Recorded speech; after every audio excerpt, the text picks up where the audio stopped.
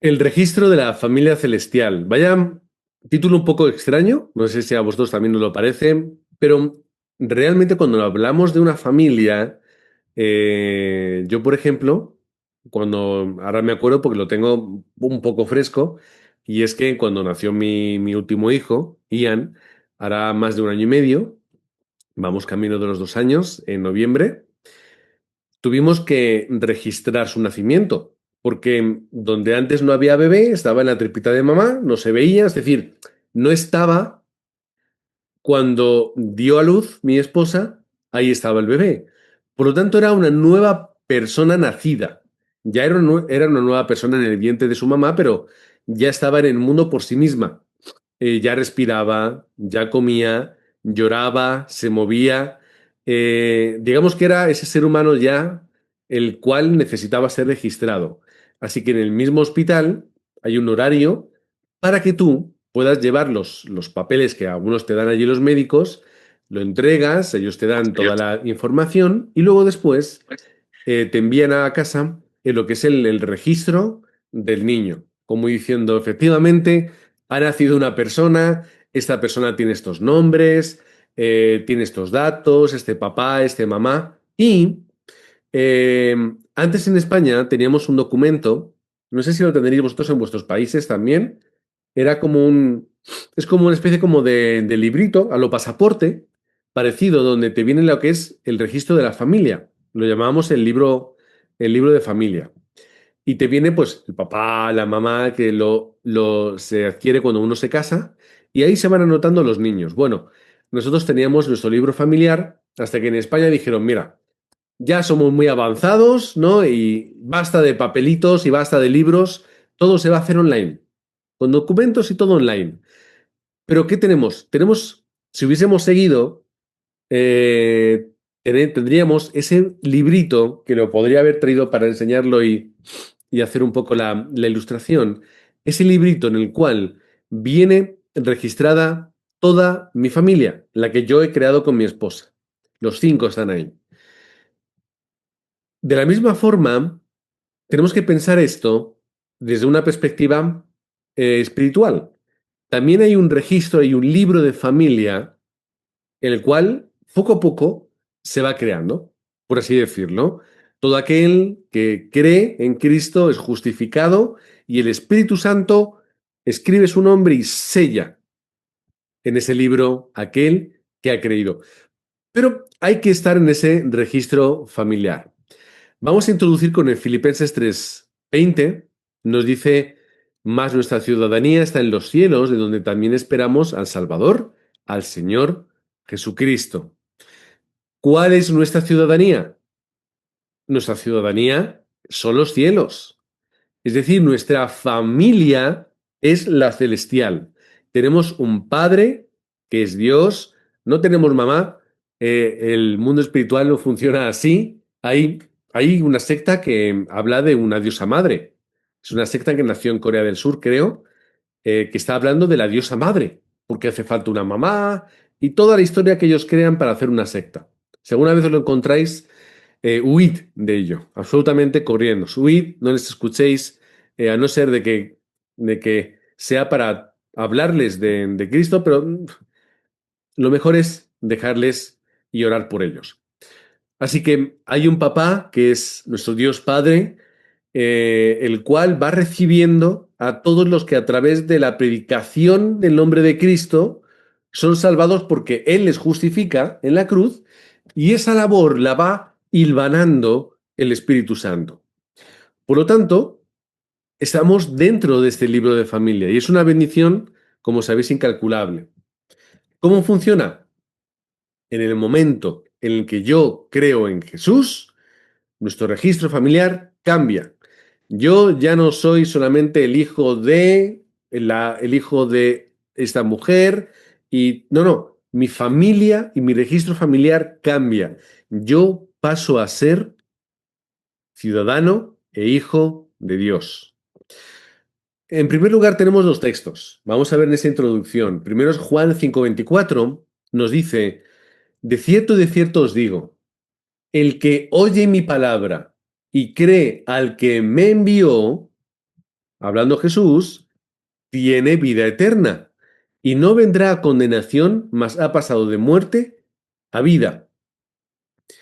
Es un texto que tiene que estar grabado en nuestro corazón, porque si hemos oído la palabra de Cristo y creemos en la obra de Dios, en la cruz, en su salvación, entonces yo tengo vida eterna.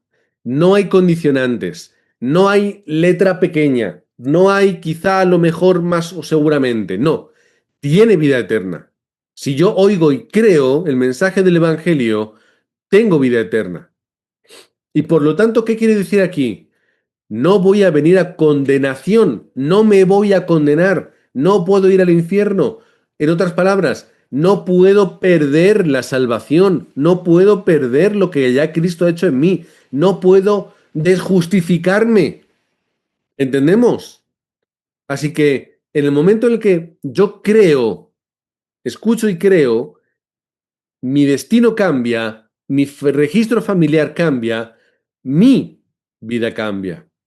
¿Por qué? Porque donde yo antes estaba muerto, ahora estoy vivo. Y como yo estoy vivo en Cristo, nada me puede matar. Nada puede atentar contra mi vida. Nada puede separarme del amor de Dios. Nada. Así que esto para grabarlo en mente. En segundo lugar, Juan 1:12. A todos los que le recibieron y creen en su nombre, ¿qué sucede? Les dio la potestad de ser hechos hijos de Dios. Es decir, a través de recibir a Cristo creyendo en su nombre, es decir, teniendo fe en la obra de Jesucristo, no solamente creer que una vez existió un tal Jesús que era de Nazaret, no, es creer en la obra de Jesús como el Cristo, Salvador y perdonador de mis pecados. Yo tengo la potestad, el derecho de ser un hijo de Dios.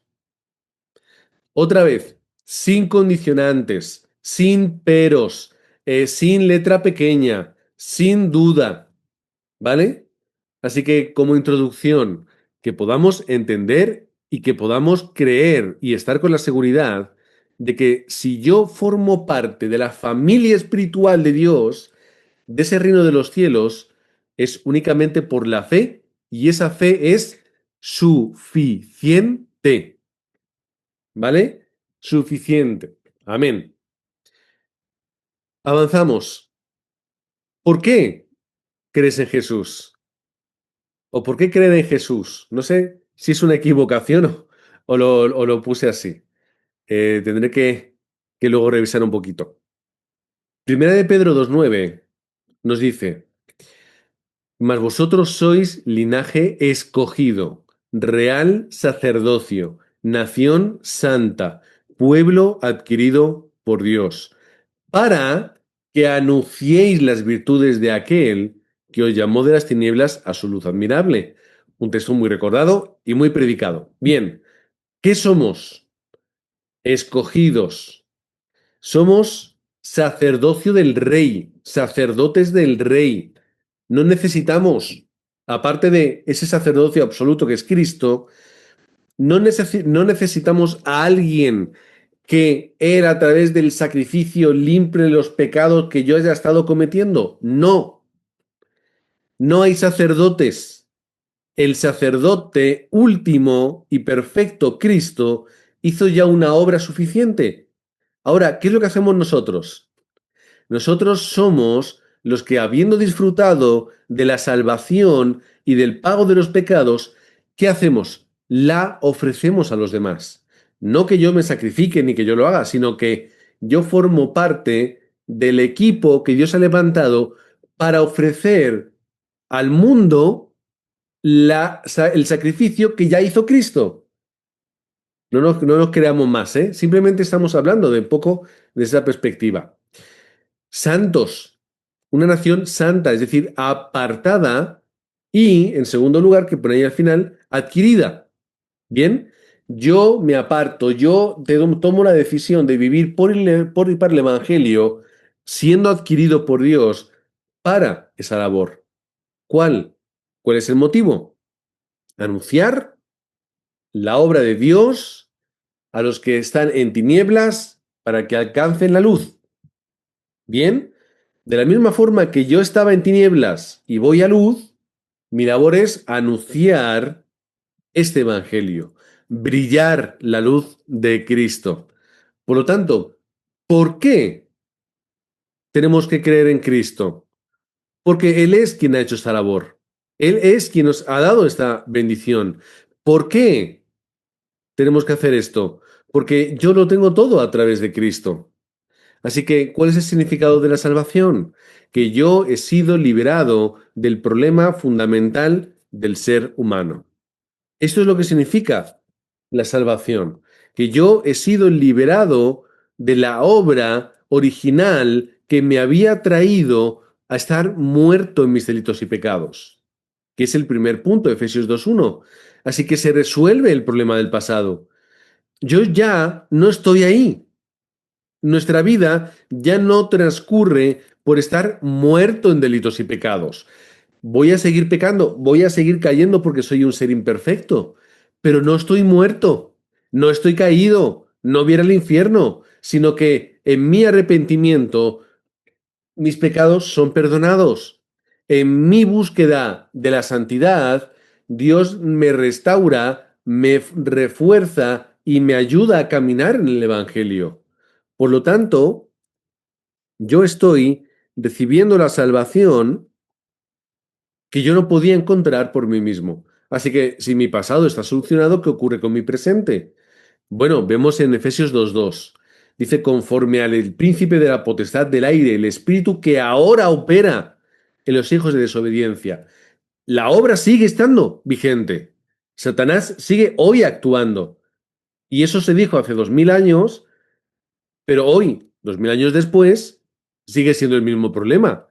Por lo tanto, seguimos estando en ese punto. Versículo 8. Porque por gracia sois salvos por medio de la fe. ¿Cómo puedo salir de ese problema? Pues a través de la gracia. Así que yo, ahora, hoy y mañana y al otro, pero centrándonos en el tiempo presente, yo ya estoy salvo. Todo está solucionado en Cristo. Yo a través de la fe, yo ya estoy en un lugar en el que no tengo que reivindicarme, sino disfrutar mi estado. Por lo tanto, mi tiempo presente está resuelto. ¿Y qué ocurre con el tiempo futuro? Efesios 2, de 6 al 7. Él nos resucitó. Estamos hablando en pasado, pero de algo que va a terminar de cumplirse en el futuro. Bien, estamos resucitados, es decir, hemos muerto al pecado y ahora estamos vivos por la gracia. Es decir, de estar muertos en delitos y pecados, ahora estamos vivos. Bien. Y además que nos hace sentar en lugares celestiales con Cristo Jesús. Nos hace estar en un lugar en el cual yo ya puedo experimentar mi ciudadanía. Pero ¿qué sucede? Que todo esto se terminará de cumplir cuando venga Cristo por segunda vez. Así que lo que ahora estoy disfrutando es del anticipo, ese, digamos que aperitivo de lo que va a ser completo el día de mañana. Así que el futuro está ya resuelto en Cristo, donde resucitaremos a un cuerpo y a una vida totalmente glorificados y perfectos, y donde estaremos de verdad disfrutando plenamente de la presencia de Dios y de Cristo, para, versículo 7, mostrar en los siglos venideros las abundantes riquezas de su gracia en su bondad con nosotros en Cristo Jesús. ¿Qué quiere decir? Que no solamente en el tiempo que me queda de vida, sino por la eternidad, los siglos venideros, yo voy a poder experimentar esas riquezas. Por lo que mi pasado, mi presente y mi futuro están restaurados en Cristo. ¿Cuál es el evangelio bíblico en el que tenemos que quedarnos? Otra pregunta. ¿Cuál es ese mensaje en el que tenemos que experimentar? Pues 1 Corintios 15, del 1 al 4. Dice la palabra de Dios, así además os declaro, hermanos, el evangelio que os he predicado, el cual también recibisteis, en el cual también perseveráis, por el cual, asimismo, Si retenéis la palabra que os he predicado, sois salvos. Y si no, si no creísteis en vano. Y aquí vamos con el centro. Porque primeramente os he enseñado lo que asimismo recibí, que Cristo murió por nuestros pecados, conforme las Escrituras, y que fue sepultado y resucitó al tercer día, conforme a las Escrituras. Por lo tanto, ¿qué vemos? Primero, el lugar central de la palabra de Dios y del mensaje del Evangelio es la cruz de Cristo. Es la obra de muerte por nuestros pecados y resurrección posterior. Es que Él murió de una forma sustitutiva, es decir, en nuestro lugar, para resolver el pecado del ser humano. Si lo decimos en primera persona, Cristo muere en el lugar en el que yo tendría que estar, pero lo hace para resolver el problema que yo no podía conseguir por mí mismo.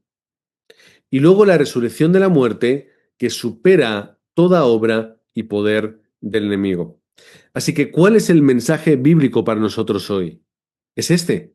Es el mensaje de la cruz. Es el mensaje en el cual, cuando yo lo recibo y lo creo, me hace ser y entrar a esa familia espiritual. Génesis 3:15. ¿Cuál es el mensaje que dijo el Señor tan al principio del relato bíblico? Es la obra del Mesías. Le dice a la serpiente, voy a poner una enemistad, vais a estar en lucha, tú, la mujer, es decir, tú y el ser humano, y entre tu simiente y la simiente suya. Pero ¿cuál es la clave? Que esta te herirá en la cabeza y tú le vas a herir en el talón. ¿Qué quiere decir? Y todo esto, y a partir de aquí, surge todo el mensaje bíblico. Cuando esa simiente, esa semilla de la mujer, pise la cabeza de la serpiente, ésta le va a herir en el talón, pero la cabeza estará pisada. Por lo tanto, el mensaje bíblico ¿cuál es? Que la obra que hizo Satanás, que su autoridad y su poder tienen una fecha de caducidad, que es cuando llegue la simiente, aquella que va a ser predicada a lo largo de toda la escritura, cuando llegue esa simiente, ese bebé que creciendo como Cristo pise y aplaste la obra del enemigo. Él se va a revolver, se va a enfadar, va a querer, pero ya estará derruido. Hebreos 2:14. Y lo leemos en la nueva versión, nueva traducción viviente. Dice, debido a que los hijos de Dios son seres humanos, es decir, hechos de carne y sangre, el Hijo también se hizo carne y sangre, pues solo como ser humano podía morir y solo mediante la muerte podía quebrantar el poder del diablo, quien tenía el poder sobre la muerte. Así que era necesario que Cristo viniese como ser humano, muriese como ser humano, para pagar como ser humano y con el poder absoluto que tenía, derruir y quebrantar el poder de Satanás. Y ahora Satanás ya no es el dueño de la muerte, sino que todos aquellos que mueran en Cristo no van a probar la muerte eterna o digamos que sufrimiento eterno, sino que viviremos eternamente con el Padre. ¿Cuál es ese camino para llegar a esa respuesta? Pues versículos que ya hemos leído. Juan 1:12. Recibiendo y creyendo en el nombre de Cristo somos hijos de Dios.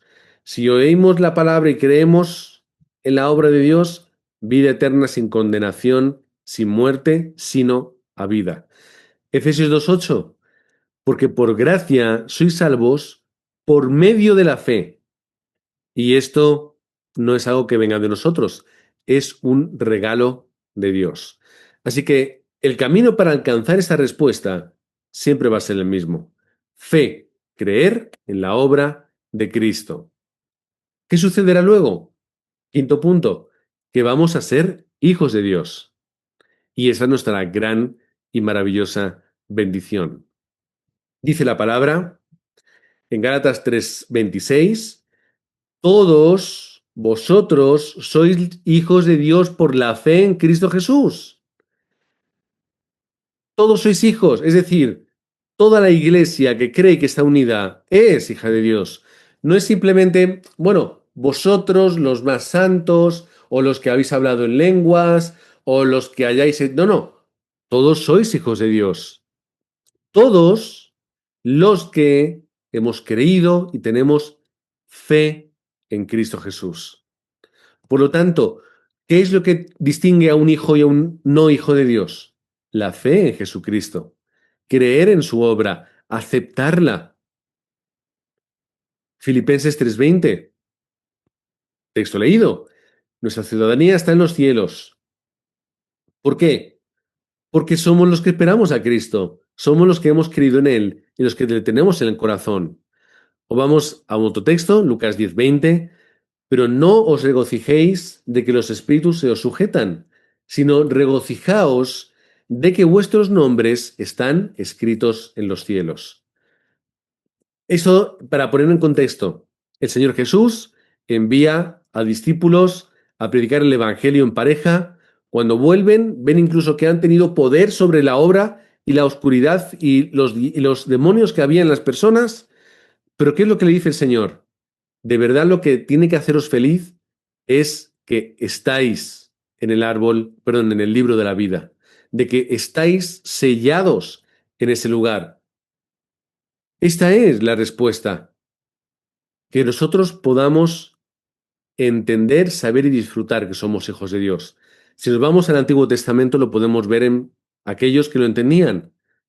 Por ejemplo, Éxodo 32.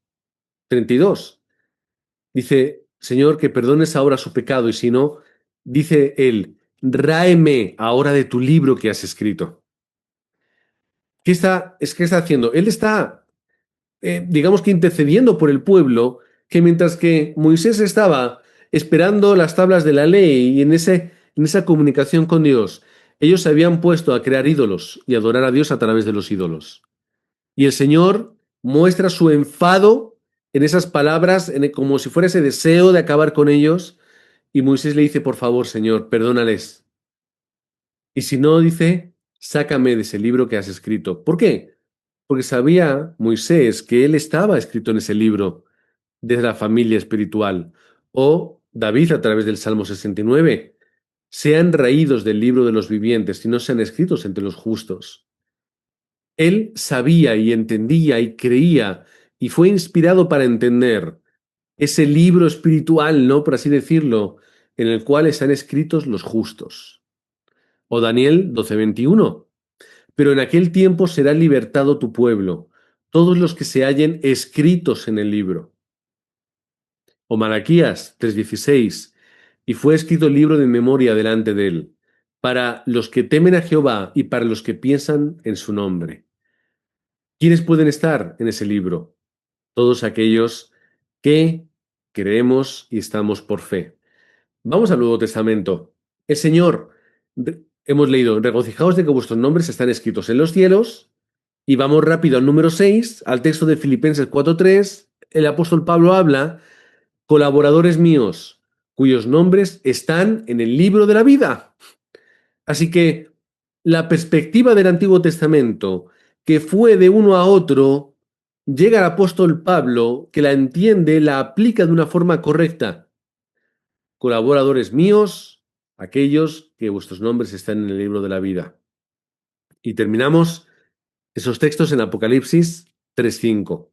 Juan dice, y no borraré su nombre del libro de la vida, y confesaré su nombre delante de mi Padre y delante de sus ángeles. Palabra de Cristo. Por lo tanto, después de todos estos textos y de todo el mensaje, si yo creo y tengo fe en Cristo, mi nombre está inscrito en el libro de la vida. Y habiendo estado escrito en el libro de la vida, o como dice la palabra también, sellado por el Espíritu Santo, nada ni nadie me va a sacar de ello. Por lo tanto, tengamos seguridad de la salvación.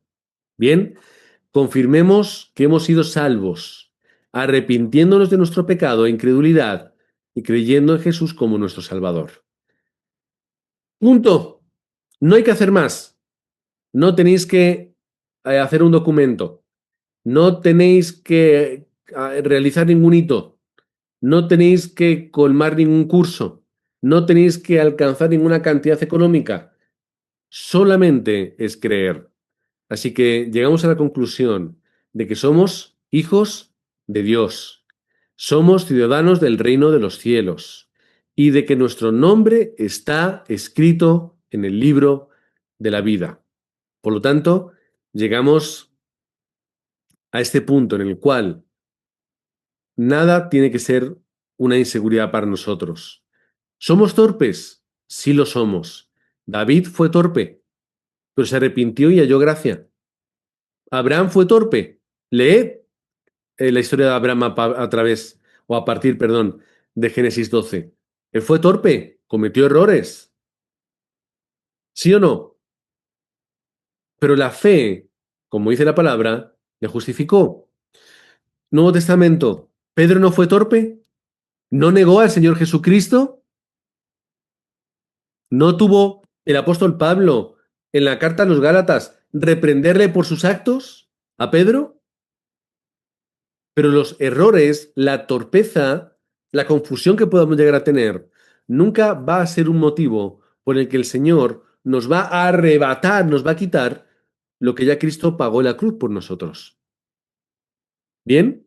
Por lo tanto, no es una cuestión de cuánta fe yo tengo, cuán bueno yo soy creyendo tanto que me he ganado la salvación, sino de la gracia que Dios me ha dado para que aún en mi torpeza y mis constantes equivocaciones, yo teniendo fe, pueda ser salvo, porque es un regalo de Dios. Así que tenemos que persistir, claro que persistimos, por supuesto, y en ello estamos, y hallamos gracia, y nos arrepentimos de nuestros errores, pero ya está pagado. Recordad las palabras de Cristo en la cruz, Juan 19:30. Consumado es la obra consumada en Cristo y que se ha hecho aplicada a mi vida, porque yo ya soy justificado por Él, no va a cambiar Dios de opinión. Simplemente porque yo sea torpe y cometa errores. Porque yo no sea perfecto. Porque yo no consiga ser ese hijo de Dios que es un ejemplo para todo el mundo. No existen en la palabra de Dios. Y el apóstol Pablo también lo decía. El bien que quiero hacer no lo consigo y el mal que no quiero, y el mal que no quiero es lo que acabo haciendo. Quítame, Padre, este aguijón de la carne. Pero el Señor no lo hizo. Pablo no era perfecto. Pablo sabía que no era perfecto, pero Pablo fue utilizado. ¿Fue salvo? Sin duda alguna.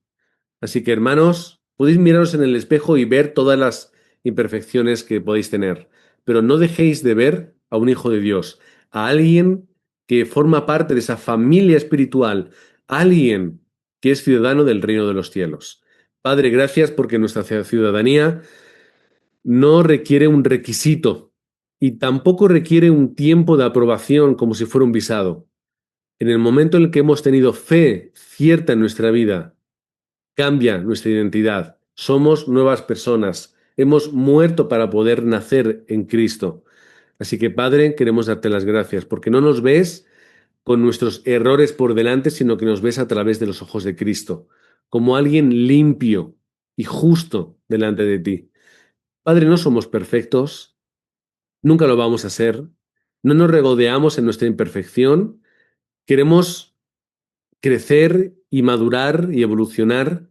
Pero Padre, perdona nuestros errores y nuestras faltas, danos la gracia para poder superarlas y que podamos cada vez ser mejor obreros para hacer la evangelización del mundo. Oramos en el nombre de Jesucristo. Amén.